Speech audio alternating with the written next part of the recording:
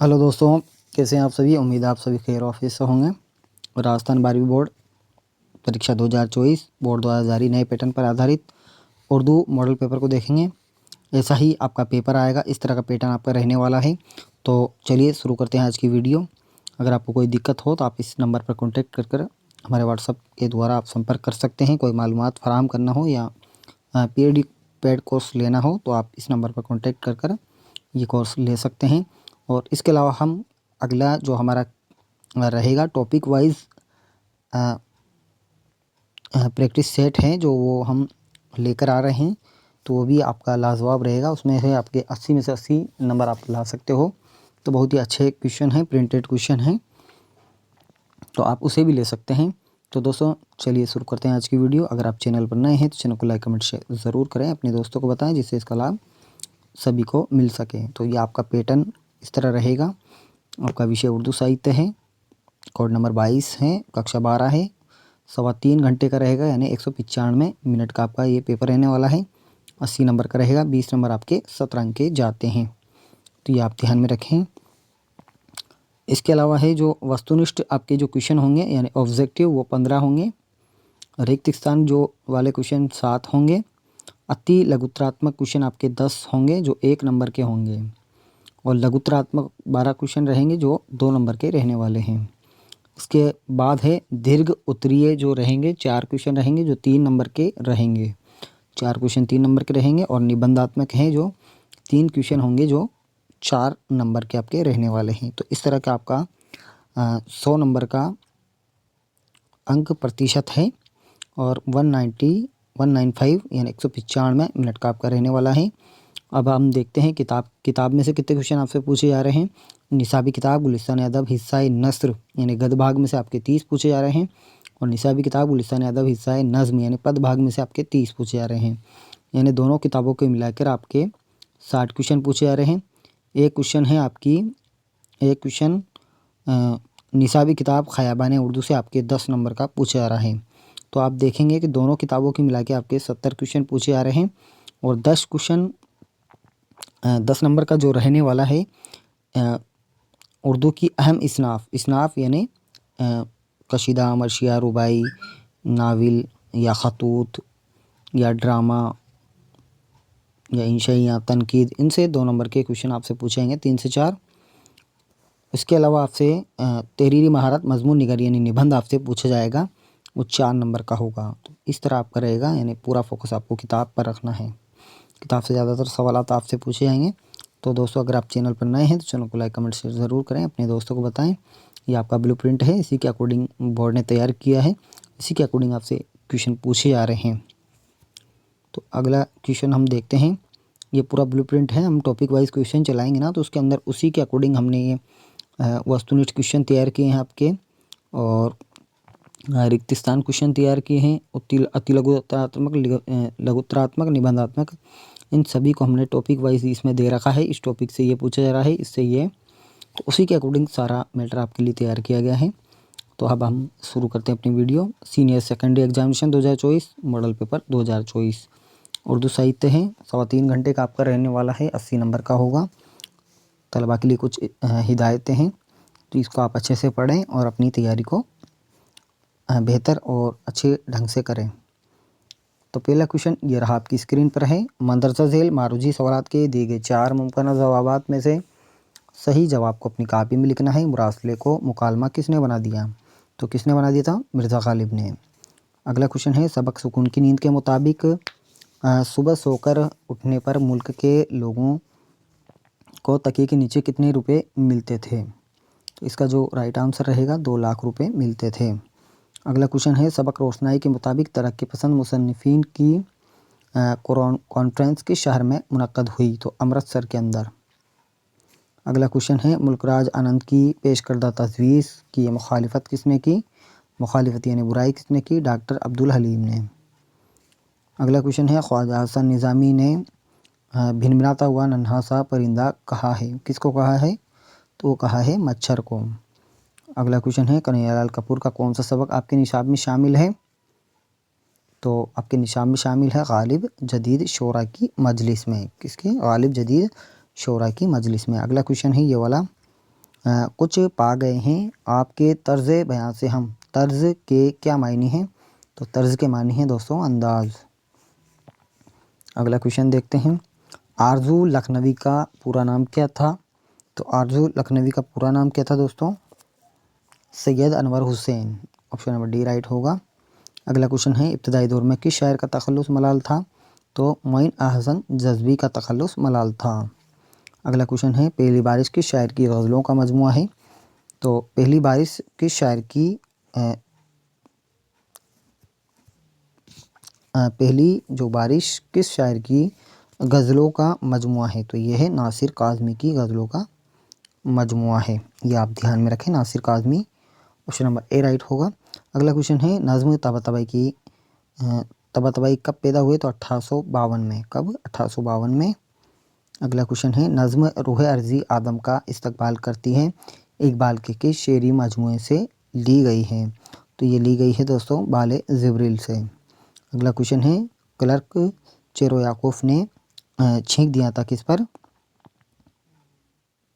ब्रिजुल वोफ पर। Option number B आपका right होगा। अगला क्वेश्चन है, कहानी जन्मदिन में मुसन्निफ के पड़ोसी का नाम था? क्या नाम था दोस्तों? तो उसका नाम था मैथ्यू। क्या नाम था दोस्तों? उसका नाम मैथ्यू था। ऑप्शन नंबर ए आपका राइट होगा। अगला क्वेश्चन है, कहानी जलती झाड़ी के मुसन्निफ का नाम क्या है? तो वे Vaikom Muhammad Basheer. Option number A right होगा। तो ये 15 क्वेश्चन आपके ऑब्जेक्टिव क्वेश्चन पूछे जाएंगे एग्ज़ाम में। तो यही बोर्ड के द्वारा आरबीसी बोर्ड के द्वारा दिया गया मॉडल पेपर है। तो इस बार आपके जो ऑब्जेक्टिव क्वेश्चन आएंगे 15 आएंगे। अगला क्वेश्चन है, मंदरजा झैल खाली जगहों में सही जवाब भरकर जुमला पूरा कीजिए। हिंदुस्तान हमारा क्या है दोस्तों? हिंदुस्तान हमारा ये बलवंत सिंह का अफसानवी मजमुआ है। ये आप ध्यान में रखें। तो इसमें जो डेस है इसमें बलवंत सिंह आएगा। किसान कॉन्फ्रेंस जलियांवाला बाग में हुई, दूसरा में आएगा जलियांवाला बाग। अगला है, कृष्ण चंद्र गुजरानवाला यानी पंजाब में पैदा हुए। शाम आई है तो आए की शहर भी होगी। अगला है 5वां, है यही रस्म तो ये और रस्म, इसमें आएगा दोस्तों रस्म, तो ये रस्म उठा दी जाए। अगला है, मोहम्मद इकबाल पंजाब के एक मशहूर शहर सियालकोट में पैदा हुए।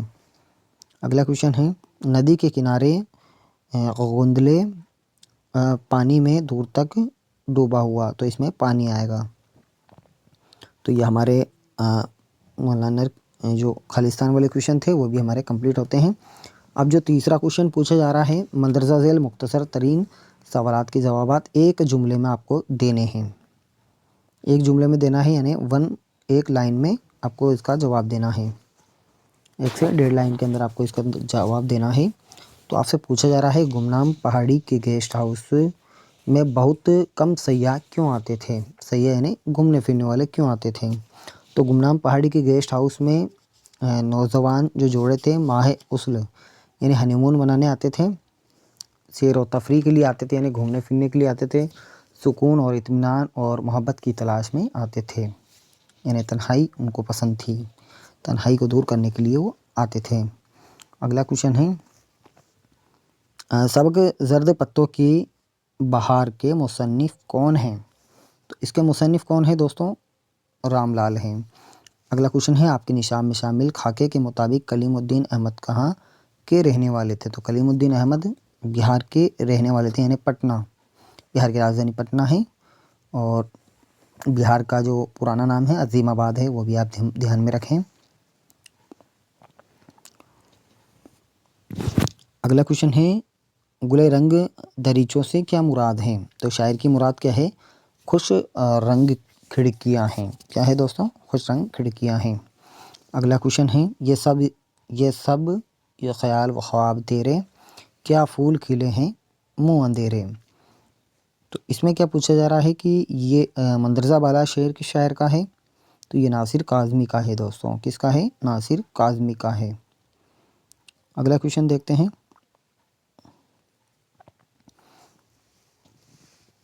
अगला क्वेश्चन है नज़्म गौरे गुरेबा किस ज़बान का उर्दू तर्जुमा है। तो नज़्म जो गौरे गुरेबा है अंग्रेज़ी ज़बान की नज़्म का उर्दू तर्जुमा है और अंग्रेज़ी ज़बान के जो शायर थे थॉमस ग्रे की 32 बंदों वाली नज़्म का ये उर्दू तर्जुमा है। 32 बंदों वाली नज़्म का तर्जुमा है। क्वेश्चन नंबर 7 देखते हैं। सुकून की नींद किस नस्री सिन्फ से मुताल्लिक है। तो ये आपको ध्यान में रखना है। जो जन्मदिन किस ज़बान की कहानी का उर्दू तर्जुमा है ये आपको ध्यान में रखना है। अगला क्वेश्चन है सुकून की जो नींद किस नस्री सिन्फ से मुताल्लिक है। तो नस्री सिन्फ अगर हम देखें तो ये अफसाने से मुताल्लिक है। ये आप ध्यान में रखें। नज़म के लुग़वी मानी क्या है। तो लड़ी में मोती पिरोना। क्या है दोस्तों, लड़ी में मोती पिरोना के हैं। इसमें बीच के क्वेश्चन छूट गए हमारे। सबक क्लर्क की मौत में क्लर्क का नाम क्या था। तो क्लर्क का नाम क्या था दोस्तों, चेरो याकूफ। जो 7वां क्वेश्चन है उसमें है चेरो याकूफ। और अगला है सबक क्लर्क की मौत में क्लर्क का नाम चेरो याकूफ है और जन्मदिन किस ज़बान की कहानी का उर्दू तर्जुमा है। जन्मदिन किस ज़बान की कहानी का उर्दू तर्जुमा है। तो ये है दोस्तों मलयालम ज़बान की कहानी का उर्दू तर्जुमा है। नज़म की लुग़वी मानी आप जानते हो, लड़ी में मोती पिरोना है। इसके अलावा हम देखते हैं क्वेश्चन सेक्शन बी में हम देखते हैं जिसमें आपको 50 अल्फाज में इसके आंसर देना है। तो ये आपको ध्यान में रखना है कि आपसे पूछा जा रहा है कि जो रामलाल पाकिस्तान क्यों जाना चाहते थे। तो ये भी अच्छा आपसे क्वेश्चन पूछा गया है। तो क्यों जाना चाहते थे वो, ये आपको ध्यान में रखना है। तो इसका आंसर क्या हो सकता है दोस्तों। इसमें पूछा जा रहा है कि जो रामलाल हैं सेक्शन आपका बी वाला है। इसमें आपके 2 नंबर के क्वेश्चन पूछे जा रहे हैं। तो मंदरजा झेल मुख्तसर सवालात के जवाब तकरीबन 50 अल्फाज में आपको देने हैं। सेक्शन बी है तो आपसे पूछा जा रहा है कि जो रामलाल हैं रामलाल पाकिस्तान क्यों जाना चाहते थे। तो इसका जो राइट आंसर आपको देना है शॉर्ट रूप में लिखना 50 अल्फाज में। तो जो रामलाल थे मियानवाली यानी पाकिस्तान में पड़ता है ये पैदा हुए थे जहाँ रामलाल के क्या हुए अब्बा व अजदाद यानी इनके जो बाप दादा थे सदियों पहले राजस्थान के रेतीले मैदानों में क्या है घोड़ों पर अरब जो घोड़े थे उन पर अरब हमलावरों के आगे आगे भागते हुए वहाँ जाकर पनाह गज़े हो गए यानी पनाह ले ली। इनकी माँ और दूसरे लोगों का वहीं इंतकाल हुआ। इसके बाद राम लाल अपनी तालीम पूरी करने के बाद क्या हुआ रेलवे में मुलाजिम हो गए और तकसीम मुल्क के बाद यानी बंटवारे के बाद वह हिंदुस्तान आ गए थे। लेकिन इन्हें अपने वतन और इसकी आसपास का इलाका याद आ रहा था यानी जो उन्होंने नौजवानी में जो गुजारा था। चुनांचे अपने माजी की याद में इन्हें भूतकाल की याद में उन्होंने बेचैन कर रही थी और वह उन लोगों और इलाकों को देखने के लिए पाकिस्तान जाना चाहते थे यानी लाहौर जाना चाहते थे। तो इस तरह आपको आंसर लिखने हैं इसके।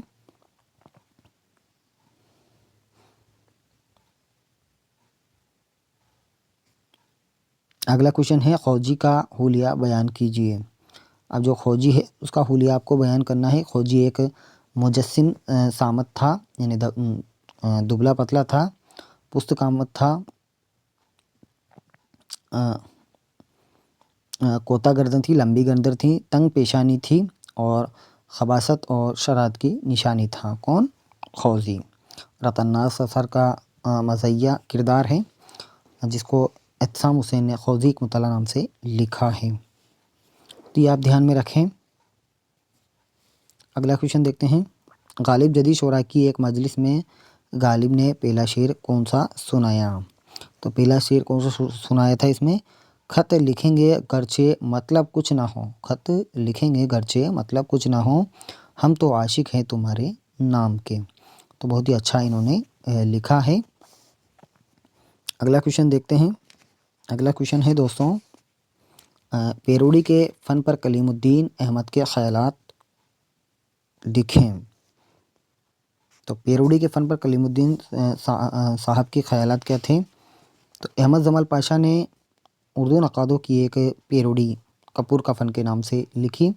इसमें कलीमुद्दीन अहमद के अंदाज़े बयान का भी चरबा उड़ाया गया, जो बेहद पसंद किया गया। कलीमुद्दीन साहब ने इसे पढ़कर इन ख़यालात का इजहार किया। उर्दू के लिए ये नई चीज़ है, इस फ़न को तरक्की दी। इससे अंदाज़ा होता है कि आपको मगरिबी अदब के मुताले में दिलचस्पी है। मैंने आपकी बातों का बुरा नहीं माना। पेरोडी तो शाहकारों की होती हैं, ये तो कार्टून का फ़न है, इसे आप अपनी किताब में ज़रूर शामिल करें। तो ये कलीमुद्दीन अहमद के ख़यालात थे। अगला क्वेश्चन है, जज़्बी के मुताबिक दर्दमंदों की राह गुज़र कौन सी है? जज़्बी के मुताबिक दर्दमंदों की राह गुज़र कौन सी है? तो इसको आपको बताना है, इसका राइट आंसर किस तरह आप एग्ज़ाम में लिख सकते हो। तो ये मोइन हसन जज़्बी हैं जिन्होंने मलाल तखल्लुस इस्तेमाल किया था। तो क्या आंसर होगा क्वेश्चन नंबर 8 में? क्वेश्चन पूछा जा रहा है आपसे, जज़्बी के मुताबिक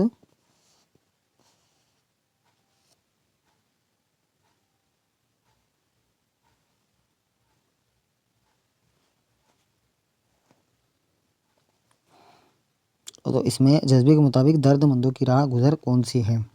तो दर्दमंदों की राह गुज़र कौन सी है? तो दर्दमंदों की राह गुज़र यह है कि इंसान दुख दर्द में एक दूसरे का क्या दे, साथ दे, और किसी शख्स को कुछ परेशानी हो तो उसे दूर करने की कोशिश करें। तो इस तरह के आंसर आपको देने हैं अपने ज़बान में, और शॉर्ट रूप में देने हैं, 50 अल्फाज में देने हैं। अगला क्वेश्चन देखते हैं। अगला क्वेश्चन है, रास्ते में डेरे जमा लेने से शायर का क्या मतलब है? अब रास्ते में जो डेरे जमा लेने से शायर का क्या मतलब है? तो इंसान जब सफ़र शुरू करता है और अपनी मंजिल तक नहीं पहुंच पाता है, तो वह रास्ते में क़याम करता है, यानी ठहरता है।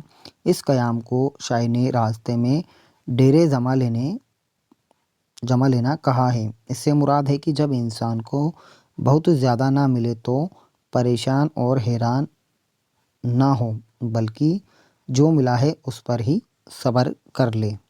तो ये दर्दमंदों की राह गुज़र होगी। तो ये इस क्वेश्चन का आंसर था। अगला क्वेश्चन है, जमील मजहरी ने इंसान की तरक्की के सिलसिले में किन रुकावटों का जिक्र किया है? क्वेश्चन नंबर 10 है, जमील मजहरी ने कहा है ये। तो इसका भी हम आंसर देते हैं आपको।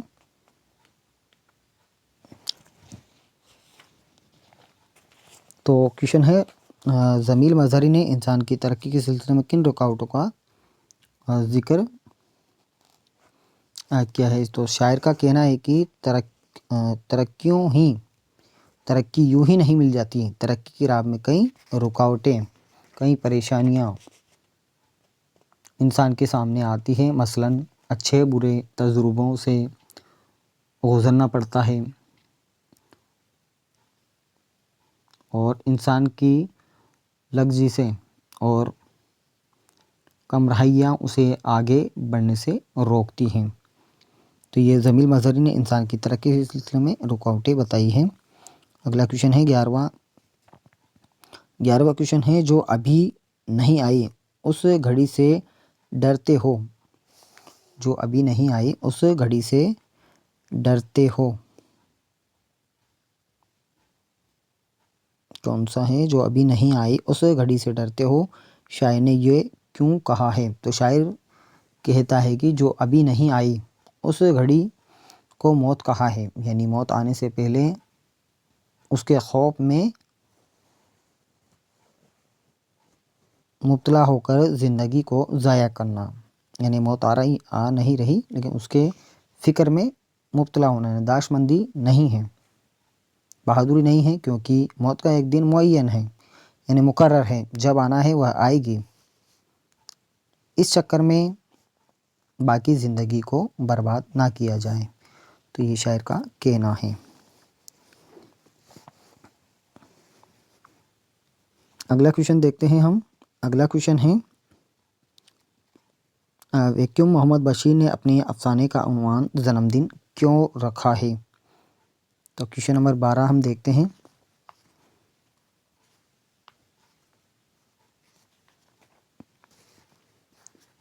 तो जन्मदिन क्यों रखा है, इसकी वजाहत हम करते हैं। तो इस अफसाने का उन्वान जन्मदिन इसलिए रखा गया है क्योंकि इस अफसाने का पूरा वाक़या यानी पूरी कहानी मुसन्निफ़ के जन्मदिन का है। उस एक दिन में मुसन्निफ़ को ज़हनी नफ्सियात यानी जो शारीरिक जो मनोविज्ञान है उसको समझने की कशमकश हमारे सामने आती हैं। इस जन्मदिन पर मुसन्निफ़ कहता है कि आज कोई गलत काम नहीं करूँगा। उसकी उम्र 47 साल हो चुकी थी। उसका जन्मदिन ही इसके लिए इंतहाई तकलीफ़ देह है। सुबह 7 बजे से लेकर 3:30 बजे तक उसे चाय तक नहीं मिलती। दोस्त मुँह फेर कर निकल जाते हैं। लोग उधार इसलिए नहीं देते कि पहले की रकम बाकी है। आखिर में बैंक क्लर्क का नौकर उसे अपने 2 आने शर्त पर देने को तैयार हो जाता है कि गांव जाने से पहले लौटा देगा। मुसन्निफ़ इन 2 आने में से 1 आने का खाना पीने का सामान मांगता है और एक आना अपने दोस्त गंगाधर को दे देता है। इस जन्मदिन की सुबह वह कहता है कि आज कोई गलत काम नहीं करूँगा, लेकिन जब 9:30 बजे तक खाना नहीं मिलता तो वह मजबूर होकर पड़ोसी मैथ्यू के बावर्ची खाने से खाना चुरा कर खाता है। इसी जन्मदिन पर हालत से मजबूर होकर वह कहता है कि मौजूदा समाजी निज़ाम को बदल दूं। अगला क्वेश्चन है 13वां। निर्मल वर्मा ने अपनी कहानी में बूढ़े मछुआरे की तस्वीर कशी किस अंदाज में की है? क्वेश्चन नंबर 13 है, तो किस अंदाज में की है वो भी हम देखते हैं। तो उसका आंसर है आपके,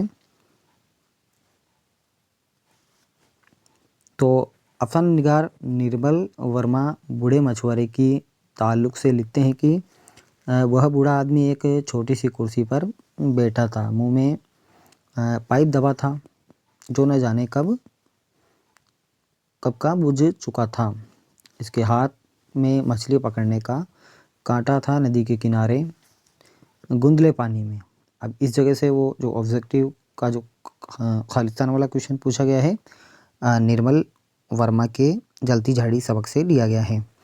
तो नदी के किनारे गुंदले पानी में मछली पकड़ने के लिए अपना कांटा डालता है, लेकिन जब कांटा बाहर निकलता है तो वह खाली होता है। मैं बहुत देर तक उसको देखता रहा। इस दौरान बूढ़े ने एक भी मछली नहीं पकड़ी।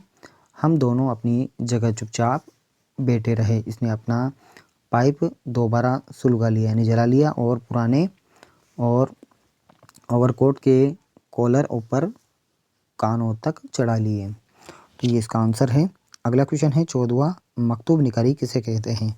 मकतूब बोलते हैं दोस्तों ख़त को, यानी माजी में, हाल में या मुस्तकबिल में जो ख़त लिखे जाते हैं दो लोगों के बीच की जो दरमियानी जो बातें होती हैं उसे मकतूब निगारी कहते हैं।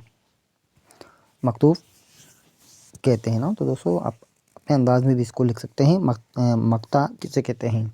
मक्ता गज़ल का आखिरी शेर मक्ता कहलाता है, जिसमें शायर अपना तखल्लुस इस्तेमाल करता है पहले मिसरे के अंदर। गज़ल का पहला शेर मतला कहलाता है, जिसके दोनों मिसरे हम रदीफ़ और हम काफ़िया होते हैं। रदीफ़ की पहचान होती है दोस्तों आखिर में हम शक्ल जो अल्फाज आते हैं उसे रदीफ़ कहते हैं, और रदीफ़ से जो पहले होता है काफ़िया होता है, जिसके आखिर के वर्ड समान होते हैं, जैसे हवा और दुआ। तो उम्मीद है ये सारे क्वेश्चन आपको अच्छे से समझ में आ रहे होंगे। अगला सेक्शन हम देखते हैं सी वाला, जो आपके 3 नंबर का रहने वाला है। मंदरजा झैल सवालात के जवाब तकरीबन 120 अल्फाज में लिखना है आपको। इसमें सियाक व सबाक भी आपसे पूछा जा रहा है। मंदरजा झैल इक़्तिबास की में सियाक व सबाक तसरी कीजिए। तो ये जो आपका इक़्तिबास है ये सुकून की नींद से लिया गया है और इसके जो मुसन्निफ़ है इकबाल मजीद है। इस तरह हवाला करके आपको इसकी तसरीह करनी है, शॉर्ट रूप में लिख देना है। इसमें अगला क्वेश्चन है, अथवा में भी दे रखा है। अगला क्वेश्चन है आपके 17वां सबक लम्हे का खुलासा आप लिख सकते हो या सबक इस आबाद खराबे में, दोनों में से आपको करना एक है। 18वां क्वेश्चन है मंदरजा झेल बंद की में सियाक व सबाक तसरीह कीजिए। अब ये जो 18वां जो क्वेश्चन है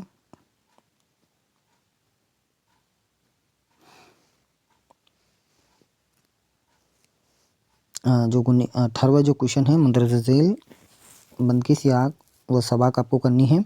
अब जो ये इक़्तिबास है दोस्तों, ये इकबाल अल्लामा इकबाल की नज़म रूह अर्ज़ी आदम का इस्तक़बाल करती है से लिया गया है, अख़ज़ किया गया है, लिया गया है। तो इसके खुलासा आप कर सकते हो, अथवा में आपको दे रखा है। अगर वो नहीं आ रहा तो मंदरजा झेल गज़ल के इशार के मतलब लिखें और शायर का हवाला दें, तो आप नज़म के शेर करें या फिर गज़ल के आप कर सकते हो।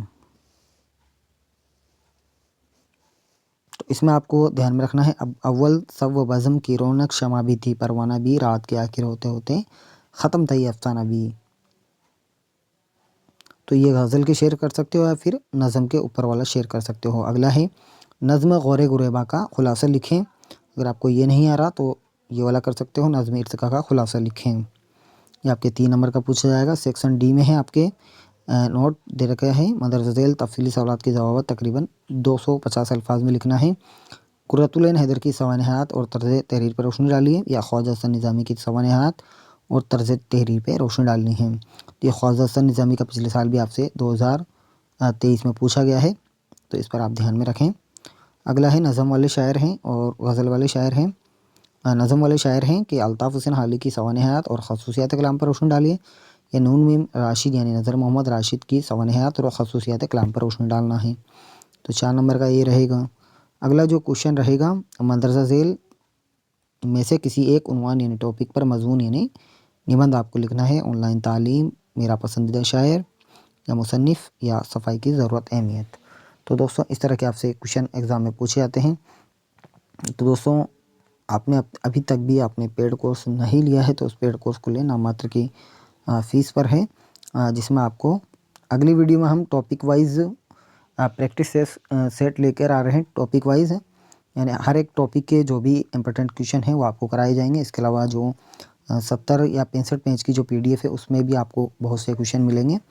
तो आपको ऑब्जेक्टिव क्वेश्चन है, वन लाइनर है, अतीत लघुत्रात्मक है, दीर्घ लघुत्रात्मक भी है, निबंधात्मक भी है, गज़लों की तसरीह वगैरह सब इसमें प्रोवाइड कराई गई है, नाममात्र की फ़ीस पर है।